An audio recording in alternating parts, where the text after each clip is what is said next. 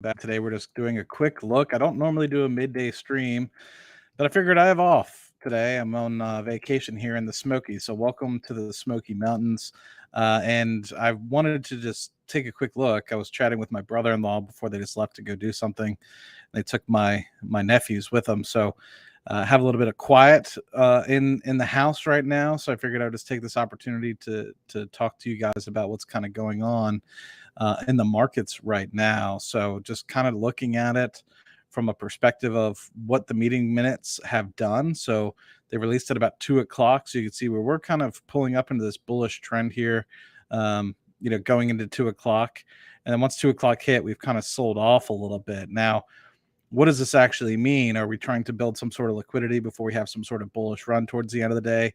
That I'm not 100% sure as of yet, but the fun part is we have the minutes that dropped. So let's just go ahead and take this opportunity to look into those. It's going to be a lot of fun, and I've never really done that on stream before. So let's do that. Let's do just that and read those meeting minutes and see what Uncle Jerome and the friends over there have to say about it. So let me zoom in a little bit. So this first page, for those of you that don't normally look at these things, first page is basically, when it was held, who was there, all the different people that were in the call to be able to kind of make that. And then at the end of the second page is when it actually starts to discuss some things. So let's hop into that and start reading it. So the developments in the financial markets and open market operations.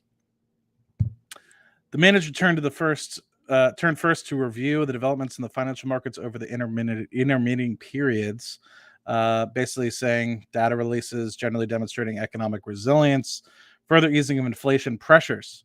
So things aren't as, I guess, challenged as they were from an inflation perspective as they were over previous meetings that they've had. Market implied peak for the federal funds rate rose in response to data pointing to a robust economy, but retraced part of that move after the June consumer price index release was interpreted by market participants as softer than anticipated. Even as market prices shifted to indicate a more restrictive expected policy path, broader financial conditions eased a bit. Interesting. Reflecting in large part gains in equity prices and tighter credit spreads. Notably, share prices for bank equity also appreciated over the intermeeting period as concerns about the banking sector continued to dissipate. So basically saying, 1Q, end of 1Q, beginning of 2Q, they're having a lot of conversations about how are the banks really looking from a regional perspective, right? The regional banks that had all of those crises that kind of happened, is that looking better? Is that looking worse? And so far, it looks like things are looking a little bit better, specifically that they opened up the balance sheet a little bit to be able to help with that. So spot and forward measures of inflation compensation based on Treasury or TIP securities were a little changed over the period at basically where they were expecting 2% longer run goal. So they're basically trying to get everything back down to a 2% inflation rate. And longer-term survey and market-based measures continued to point to inflation expectations being firmly anchored in that. Let's just see what other materials in there. Staff review of the economic situation. Okay, let's just hop into that. Real GDP rose at a moderate pace over the first half of the year. Okay, labor market remained very tight through the imbalance between demand and supply in the labor market gradually diminishing. Consumer price inflation, as measured a 12-month period for the PCE, remained elevated in May, and available information suggested inflation declined, but remained slightly elevated in June. We talked a little bit about this as well. Like, it seems like rents are going up a little bit. It seems like oil prices are going up a little bit. So it's still not coming down as quickly as they might anticipate on a month-to-month basis. In the second quarter, non-farm payroll employees posted slowest average monthly increase since the recovery began in mid-2020. So that basically means not increasing as much wages as they want. Payroll gains remained robust compared to those seen before the pandemic. Private sector job openings rate, as measured by job openings and labor turnover survey, fell in May to its lowest level since March 2021. but remained well above pre-pandemic levels. Unemployment edged down to 3.6% in June, forcing a high labor force participation rate.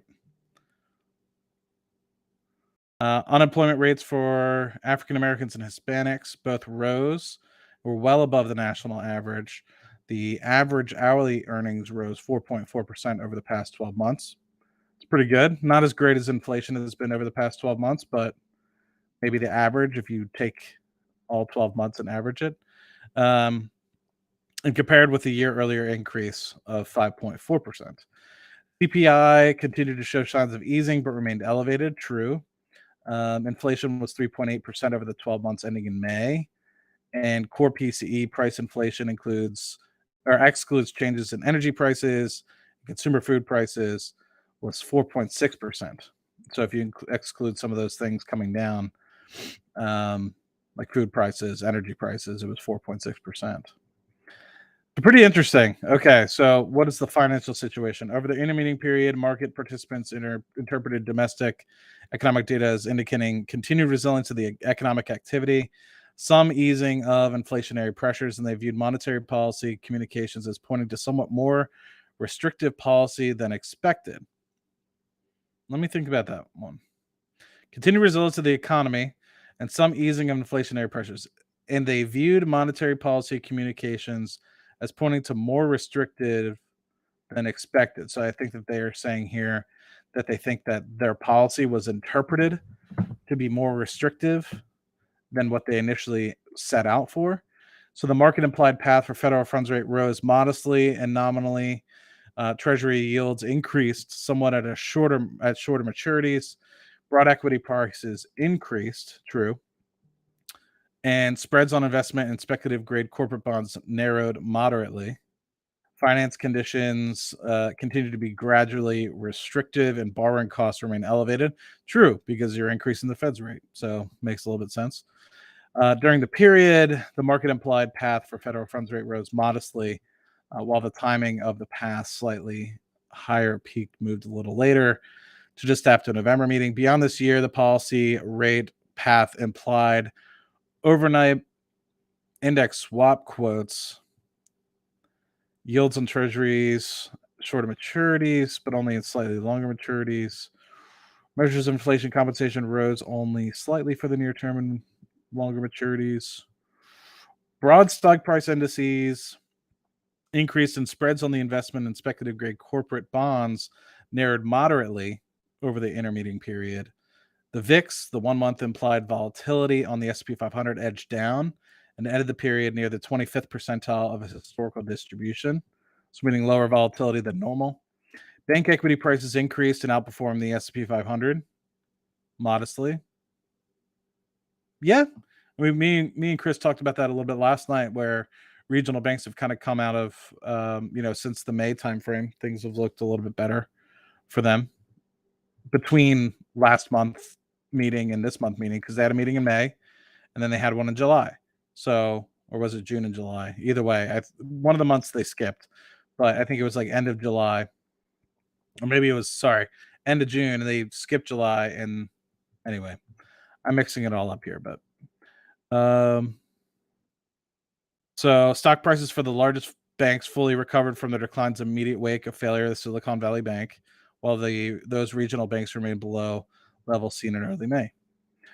So basically what we said, like majority of banks have recovered. Some of the key select ones are still kind of in trouble, but the majority of banks have remained okay due to the overnight swaps that they were doing. And that goes back and forth to the balance sheet that we had kind of talked about in previous. I don't know if I ever showed that with you, but basically we were at about 8.2 trillion on the Fed balance sheet back in like the March timeframe. And then when everything happened with Silicon Valley Bank and the stresses with the massive increases in the short-term treasury yields going on, and people were kind of underwater from a mark-to-market accounting perspective, people ran to the Fed and said, hey, we need some overnight sort of deals to allow these kind of things to remain on our books and not make us go belly up, basically. And so with that, Actually, yeah, I'm like looking in the background, so we're actually back to break even. Let me just show you guys really quick. I anticipated that this was going to be what happened, and um, what ended up happening is kind of what I thought. I thought things were looking a little bit easier. Let me share here. The market is trending back towards even for the day, which is kind of what I anticipated. I wouldn't be surprised if we end, positive. We're almost at break even for the day where we opened. So I was talking to my brother-in-law. He does a little bit more day trading than I do. He was thinking that some folks anticipate we're going to end up at 44, 50 for the day. So 445 on the SPY. So we'll see. We'll see how that continues to kind of propagate throughout the rest of the day. But going back to the meeting minutes here, specifically highlighting that, let me share my screen again with that. Um, Short-term interest. So yeah, basically with the Silicon Valley Bank, everything was down. Regional banks have kind of got themselves back on their feet because the Fed allowed them to do some short-term buying of on the balance sheet. Short-term interest rates in, excuse me, and the AFEs increased modestly on net or over the intermeeting period as foreign central banks continue to raise policy rates and signal the potential for further tightening, which is true. We've seen Canada continue to raise. We've seen a couple other countries continue to raise, while the U.S. is signaling sort of a potential for pause. Whether or not we actually get to that point is beyond me. Let me share my screen again. Sorry about that. Increases in yields were tempered. However, the downside surprises to both inflation and PMIs from some economies. Risk sentiment in the foreign markets improved somewhat, with most foreign equity indices increasing in foreign corporate and emerging sovereign bonds, spreads narrowing. The STAP's trade weighted broad dollar index declined moderately, and with the largest moves in the releases weaker than the U.S. labor market data and lower than expected U.S. inflation data. Um, Let me see if there's any highlights specifically. Conditions in the domestic short-term funding markets remain generally stable, especially allowing slight increases in overnight swaps. Following the suspension of the debt limit, Treasury Department partly replenished the TGA. Not sure what TGA is. Large net increase in bill issuance. On RRP, take up declined notably about 390 billion over the intervening period, which is interesting. Domestic credit markets, borrowing costs for businesses, households, and municipalities were little changed over the intervening period and remained elevated by historical standards, meaning highest we've been in probably 20 years or so. Yields on agency commercial mortgage-backed securities (CMBSs) were little changed. Banking sector's ability to fund loans to businesses and consumers was generally stable, although at elevated yields during the intermitting period. Core deposit volumes at both large and other domestic banks held steady. So you're not seeing large or people moving in droves like they were in the April-May timeframe out of regional banks into larger banks. Um, Exactly what I said, sorry. So core deposit volumes at both large and other domestic banks held at steady levels that they reached in early May, having declined sharply in March and April amid the banking sector turmoil, meaning the regional banks. So banks continue to attract inflows of large time deposits, reflecting higher interest rates offered on new certificates of deposits. So that's a good point. A lot of people have started to realize, like, oh, what are CDs? These non-risk or very low risk sort of vehicles, and it's like haven't really had the opportunity to use these things in 20 years because interest rates have been so low that yes, you can actually buy CDs and yield a 5%, or just keep your money in a money market and make 4 or 5%, or use a savings account and get 4%. And this isn't something that I think a lot of these younger investors, including myself, have seen for quite some time. I remember having a savings account when I was really young from like aunts and uncles giving me $20 here, $50 there for holidays, and I would stick it in my savings account. And every time I'd come, I'd have like another thing of interest. It's like if you were to look at your interest statements, um, strictly from a checking account or savings account over the past 5 years, you'd be lucky to see a penny or two come through at the end of the month. So wholesale borrowing, which primarily consisted of advances from home loan banks and loans from a bank term funding program and other credit extended by the Federal Reserve have fallen since May by domestic banks of all sizes, partially reversing the surge of the onset of the turmoil in March. What I'm going to share with you guys is a little bit about that, because I think they keep referring to like these overnight sort of things, and what you're probably not really understanding is what they're referring to. So let me, in the background, I'm zooming in here on everything since the kind of beginning of the pandemic. Actually, it's probably prudent for me to just drive that live. So let me go ahead and do that. Share this live balance sheet. So this is the balance sheet. Let me zoom in a little bit more of the Fed. And what's important is to kind of look at it. So this spans from basically the great financial crisis to now. So let's just take a zoom. So great financial crisis, we were running about $1 trillion on the balance sheet.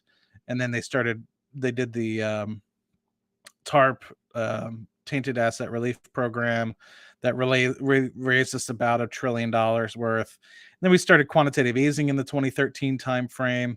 And then once we got, and that got us to about a $4.5 trillion on the balance sheet of assets, treasury bills, stuff like that. And that kind of remained and kept yields and everything low intentionally. One, because the Fed rates were low, but two, they were buying up, 80 to $100 billion worth of treasury securities a month, or maybe it was like 30 back then. That's what this large 2013 to now. They did QE1, QE2, QE3. And then eventually, after holding it for some time, they actually started to roll it off in the 2018 timeframe. They actually started increasing again for the repo markets. Things were starting to look pretty bad right prior to the pandemic. And then the pandemic obviously happened, and we raised it about $3 trillion in stimulus overnight and started buying things in a very aggressive manner. And so that's when you started seeing this 80 to $100 billion worth of buying, every single month.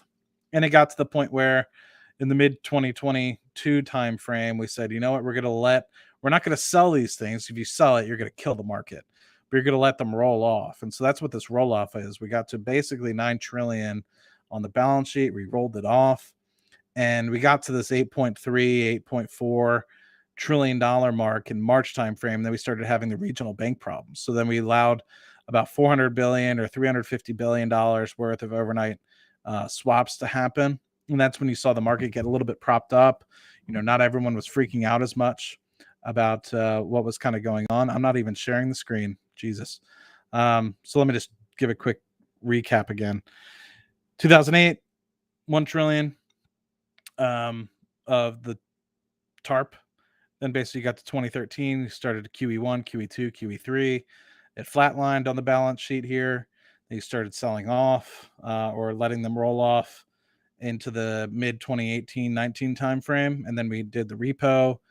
So we started buying back a little bit to help with the markets there. And then what you saw then is basically what happened, which is the pandemic. And we started buying back a lot of securities because that kept yields relatively low.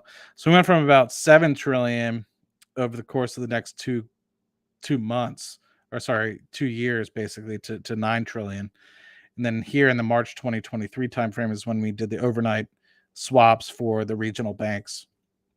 And that basically allowed those guys to kind of relieve themselves of having to keep on a mark-to-market accounting basis.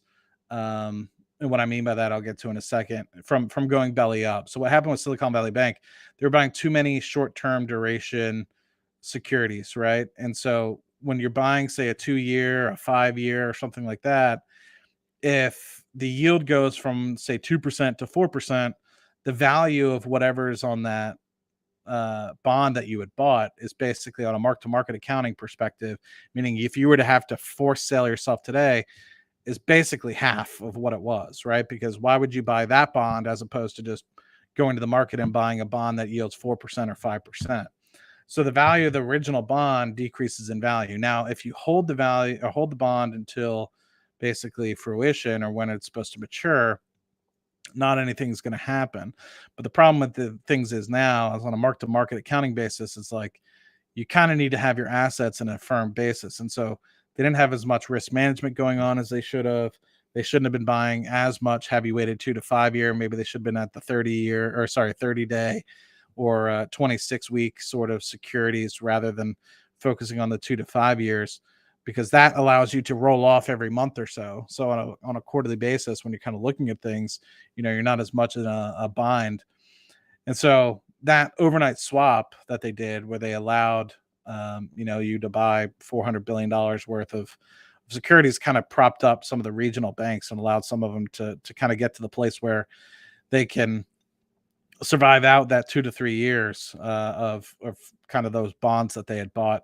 And now we're kind of back down to the 8.2 trillion, and we're hopefully going to continue to decline. So from like 8.96 of April 2022 to basically March or April of 2023, we sold off about $650 billion worth, which is faster than I anticipated. Of course, it's going to take a little time to roll over, right? But at a pretty quick pace, we went from about 8.9 in the, what is this, July timeframe. So in 9 months, we rolled off $650 billion. So about 70 to $80 billion a month we were kind of rolling off in that perspective, which is pretty cool. Let me go ahead and share back my screen, the FOMC meetings again, the notes, see if there's any other nuggets. Share this here. So hopefully that helped a little bit with what we were kind of talking about with the short-term turmoil and in the March timeframe, that little bump of 400 billion there. Because that was really helpful because things were starting to look pretty dire. Commercial and industrial loan balances contracted modestly in the second quarter, and commercial real estate loan growth on banks' books continued to moderate. Let me read that one again. Commercial real estate loan growth on banks' books continued to moderate. Okay, don't know how to interpret that one. In July, Senior Loan Officer Opinion Survey Bank Lending Practices, or SLOOS, banks reported of having tightening standards and terms on C&I, commercial, and industrial loans to firms of all sizes in the second quarter. Most cited reason for tightening continue to be concerns about the economic outlook. Interesting. So certain banks are not loaning out as much money because they think there's going to be some sort of soft recession or something like that. So they're tightening on who they give credit to. Banks also reported an expecting of tightening in commercial and industrial standards further over the remainder of the year. So throughout the second half of this year, they anticipate some sort of turmoil to lead to further credit crunches for some of these people. Interesting. For some of these banks, the commercial and industrial banks, or commercial loans that they're planning on giving out. Standards across all commercial real estate loans categories tightened further in the second quarter. Banks expected to tighten commercial real estate standards further over the second half of the year. Interesting. So more tighter standards for commercial real estate. And this goes back to a lot what Chris and I talk about, which is, commercial real estate and looking at, how the debt, the upcoming debt kind of comes through. And are they good for the next 2 to 3 years, or do they have a lot of upcoming debt coming in the second half of this year, or do they have a lot of debt coming due in 1Q of 24, 2Q 24? Because it's going to be very tight in this perspective and at elevated rates, right? Hopefully we'll get to the point where we roll over a little bit. Credit in the residential mortgage market remained broadly available for high credit score borrowers who met standards of meeting loan criteria, of course. Only modest net percentages of banks in the July SLOOS reported tightening standards for mortgage loans eligible to be purchased by government-sponsored enterprises, while a moderate net percentage of banks reported expecting to tightening of lending standards further for the loans over the second half of the year. Interesting. So getting more and more strict to make sure we don't have any sort of issues like we did in 2008, which is just giving out loans, to anybody. Meanwhile, the availability of mortgage credit remained tight for households with lower credit scores, as they should, at levels close to the prevailing before the pandemic. I mean, if anything, I would anticipate that things would have gotten tighter, but that's just me. Banks reported for the SLOOS reported that they had tightened standards for certain categories of residential real estate loans to be held on their balance sheet, such as jumbo loans and home equity lines of credit. Interesting. Tighten standards for certain categories. So basically, what they're saying is, if they're tightening standards, they're not going to give out as many jumbo loans, which I think is anything over 750,000 or something like that on a loan amount, or home equity lines of credit, which I've heard about that from friends. I have some friends that have a lot of home equity, and they're looking to tap into it to either do renovations on their home, buy more rental properties. And they said, I had to go through hoops and ladders, and also they're not just giving them willy-nilly sort of appraisal rates, right? They actually put my one, actually two friends through the ringer of saying, nope, your home's only valued this much. And they're like, but if you go on Zillow, it's valued this much. What the bank is trying to do is build in a wedge in case for some reason people aren't able to come back and pay off that HELOC, that they're not held on the books basically in having a liability on the books. They actually have some margin to play with, so that way, if they have to go and sell the house, they're not losing their butts, right? Because they're basically using, in order to get the money, they're using their houses as basically collateral for that. Interesting. Okay. Banks also reported tightening of jumbo loans standards for the latter half of 2023 as well. Interesting. This is an interesting section. Conditions remain generally accommodative in commercial or consumer credit markets. Available credit for most borrowers, credit card balances increased in the second quarter, though, at a somewhat slower pace than previous months. July SLUS banks reported expected to continue tightening lending standards for credit card loans. Okay. So that's interesting because you have a lot of people on YouTube and X talking now about how credit card debt has reached over $1 trillion, and that's the highest in history. And how does that make kind of people feel? Is it kind of making sense or not? Overall, the credit quality of most businesses and households remained solid, while there were signs of deterioration in credit quality in some sectors, such as office and commercial real estate. Delinquency rates generally remain near the pre-pandemic lows. Credit quality of commercial and industrial and commercial real estate loans on banks and balance sheets remains sound as the end of Q1 2023. So this is the thing that I have a problem with sometimes, is they're looking at things like in a previous quarter basis sometimes. So some of this data that they always have is like a few months delayed. And this isn't just me, that I think it's relative to everybody, right? It's like you have to have all your administrations and like departments look through everything, and it takes them months to look through the previous few months of data. So by the time you're actually getting it, it's already out of date. And so it's like you kind of have this lagging effect to an extent, which is why some people think we might have raised rates a little bit too much, because things are a few months behind. And if you're raising rates so quickly like we have been, are you a 0.5% higher than you should be? Is it too much, too hard paced? But I think in this case, it's better, from a long-term perspective, maybe not short-term, but a long-term perspective, I think it's better to be more aggressive with rates now, and raise too high than raise too low, and, basically play catch up, because then you're going to play the seesaw game of inflation kind of going up and down. And some people think even still, we're going to replicate what we did in the 70s, which is you kind of have inflation rate go out of control, you get it back under tame, and then it starts to run loose again, double to what it was before. So we'll see if that ends up being the case here. Aggregate delinquency rates on pools of commercial mortgage-backed securities increased in May. Interesting, because this is something that underlyingly damaged the United States in the Great Financial Crisis in 2008. So an aggregate delinquency rate, so meaning all of basically commercial real estate or commercial backed mortgages. Anyway, started going delinquent. Let's see. Staff provided an update on assessment of stability in the financial system on balance, characterized the financial vulnerabilities of the United States financial system as notable. The staff judged the asset valuation pressures remain notable. In particular, measures of valuations of both residential and commercial property markets remain high relative to fundamentals. Interesting. So they're saying basically commercial real estate and residential real estate seems to be high. House prices, while having cooled earlier this year, started to rise again, which is true. Price to rents rate remained at elevated levels and near those seen in the mid 2000s. Oh, I didn't realize things were so expensive in the mid 2000s for rent. Although commercial properties have started to move down, developments in the commercial real estate sector following the pandemic may have produced a permanent shift away from the traditional working patterns. If so, fundamentals in the sector could decline notably and contribute to the deterioration in credit quality. Interesting. Staff assessed that the vulnerabilities associated with the household and non-financial business leverage remained moderate overall. Aggregate household debt growth remained in line with income growth.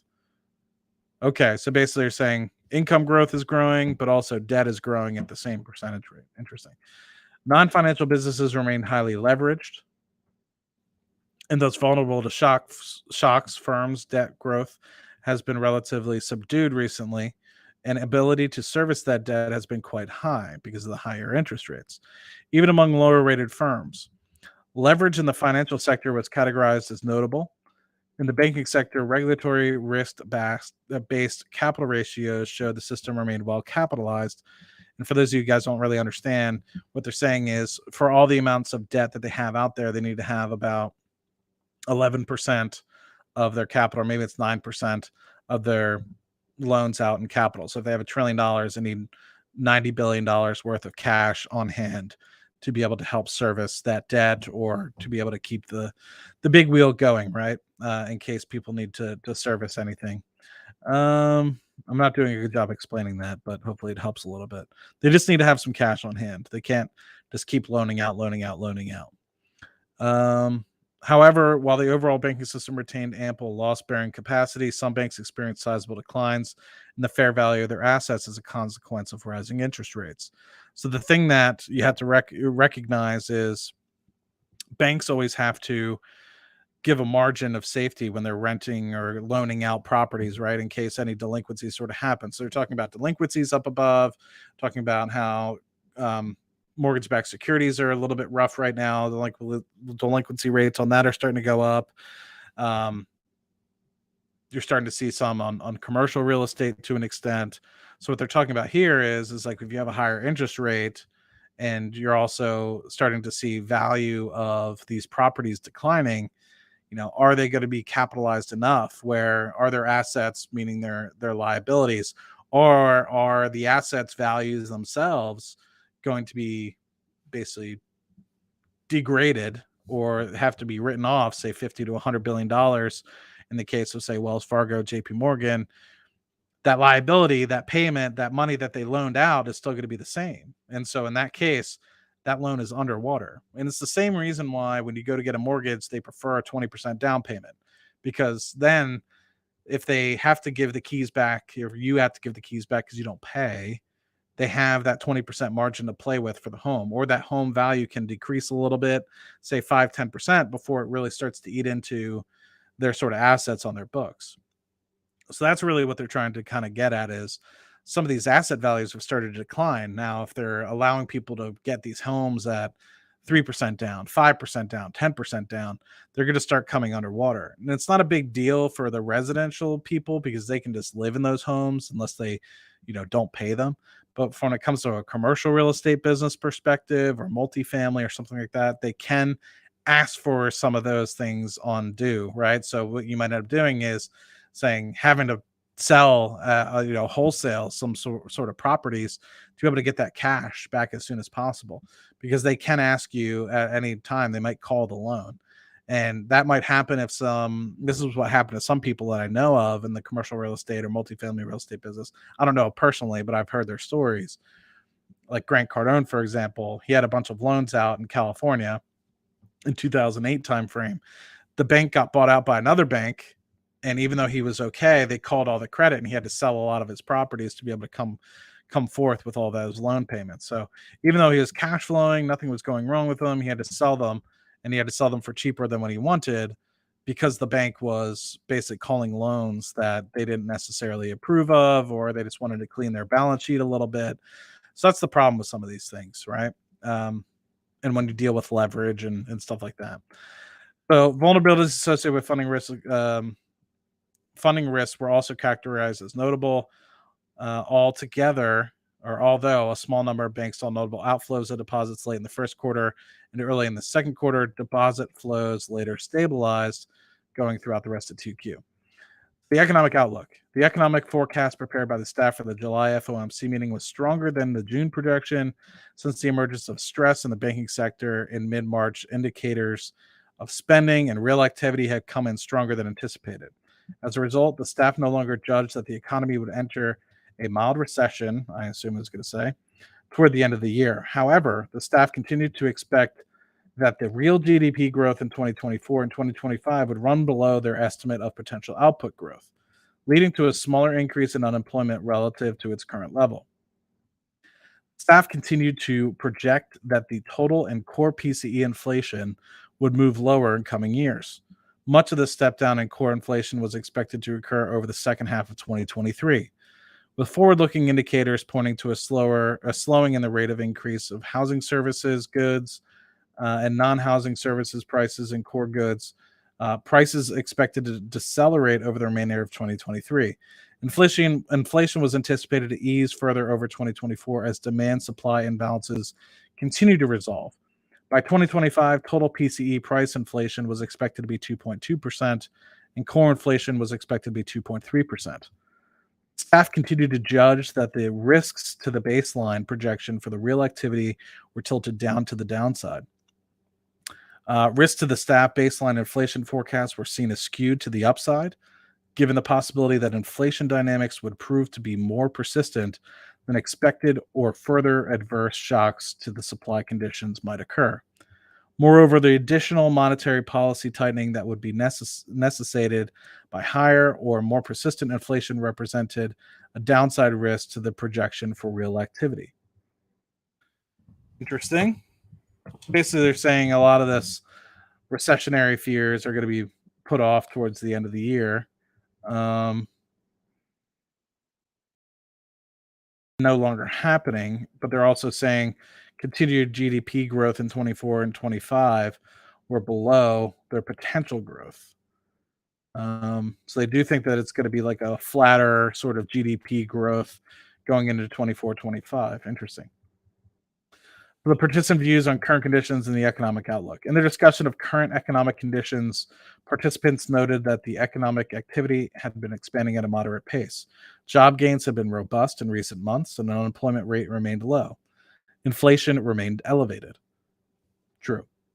Participants agreed that the U.S. banking system was sound and resilient.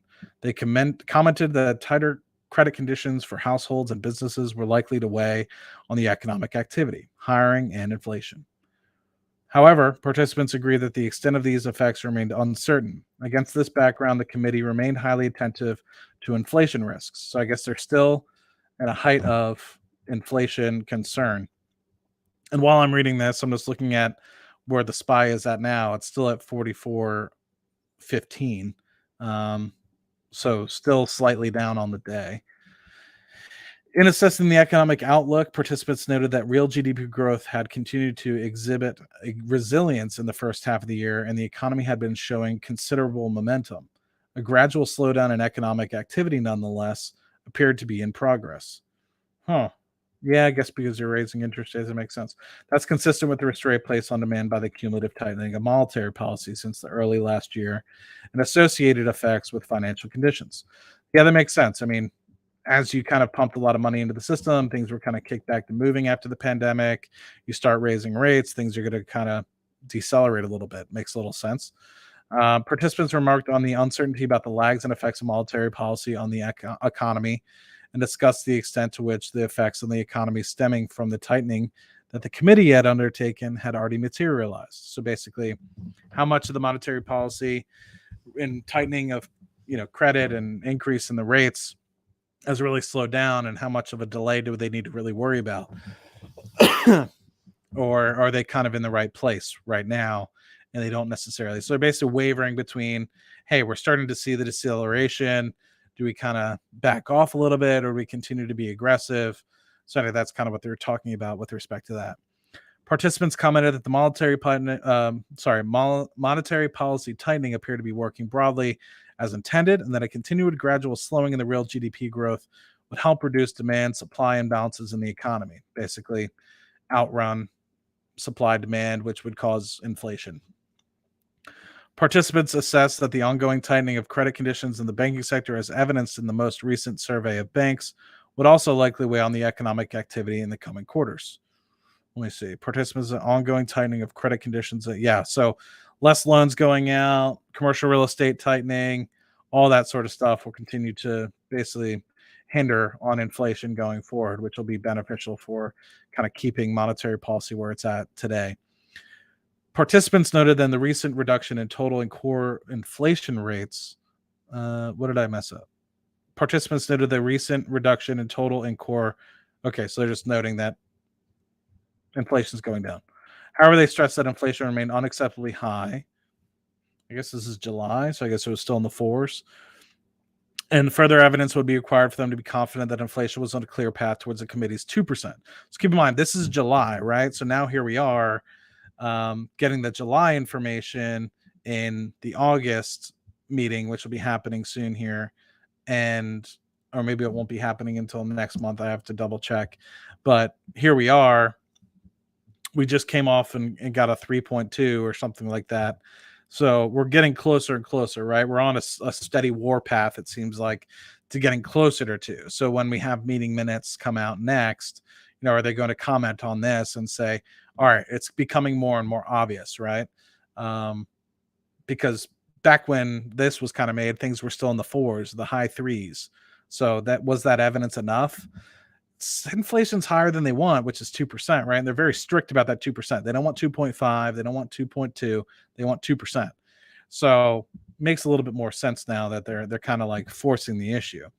So it makes a little bit sense, but also I think they're kind of like, to me, I think they're setting up a pretty good trend line, but I guess they're being very strict about the data and they're not trying to make any assumptions, which to me, I'm more of a person that likes to look ahead. These guys are looking behind and then trying to forward outlook from that without really, I don't know. It just seems like with the way that they're going, to me, the obvious pace is eventually you're going to get back to that too. But I think they'd almost rather like overcorrect and get down to like the 1.5% range than the 2. So it's kind of interesting in that respect. It just seems like they're being aggressive a little bit still, but they're not saying that they're going to get out of control as of yet, as of these meeting notes that I've read so far.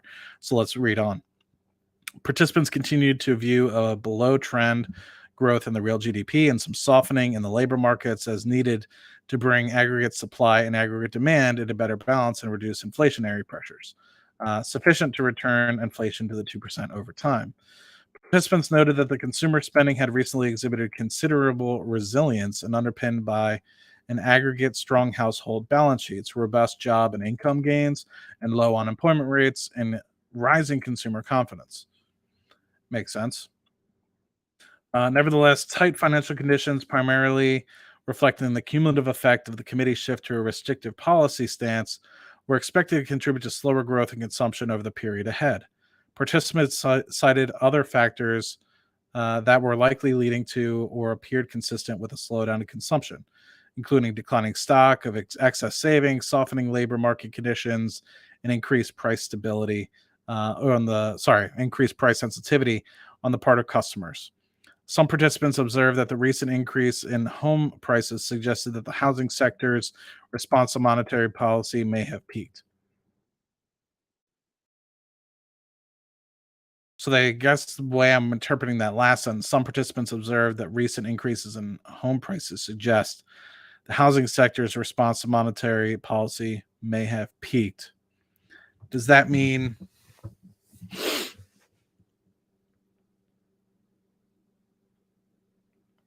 I'm interpreting that as I feel like I can only interpret that as one or two ways. They're saying that the response, meaning housing prices are increasing, meaning demand for housing just continue to go up, meaning that there's a supply shortage of housing. But anyway, altogether, relatively interesting for this. And I'm just going to leave it there. Hopefully, you guys enjoyed a little bit. I'll probably timestamp this a little bit. But yeah, we could talk further about it tonight with Chris. But in the meantime, Hopefully you guys enjoyed, and I will talk to you guys soon. Um, yeah, that's pretty much it. Hopefully, talk to you guys about it later.